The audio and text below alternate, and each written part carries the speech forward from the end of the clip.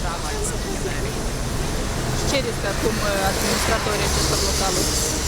Deci va fi depus o plângere la comisariat, deja a fost depus o plângere, ulterior victimele intenționează să meargă sau în instanța de judecată sau la Consiliul Egalității, după care deja vom aștepta o decizie în acest sens.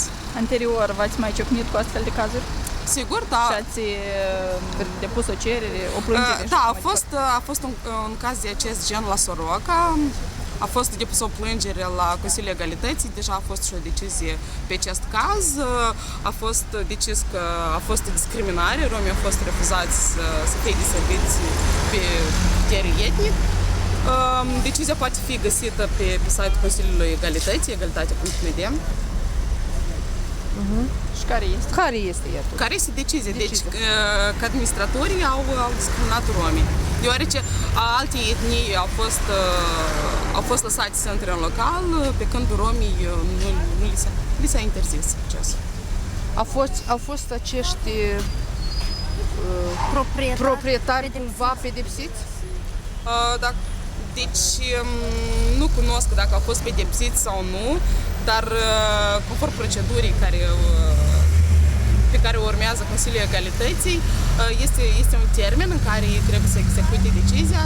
Dacă nu, ulterior acest caz merge în instanță de judecată.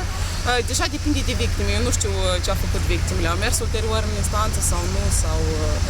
Deci, în acest caz, dacă chiar spuneai tu anterior, că merge vorba despre victime, multe cazuri s-au mai cunoscut unde romii au ajuns până la a depune o plângere, pe urmă și-au retras-o. Ce sugestii vii tu? Probabil e din cauza fricii, ca pe urmă să fie persecutați de polițiști sau... Cu ce ai venit tu pentru acești romi? Cu ce... Deci eu aș încuraja toate persoanele care sunt discriminate, deci inclusiv romii, care este un grup expus riscului de a fi discriminat, atunci când se confruntă cu astfel de situații, să fie foarte motivați și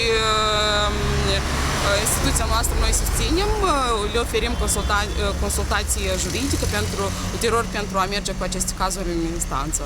În instanță sau în alte instituții privind drepturile omului. Puteți să ne dați o statistică pentru 2015,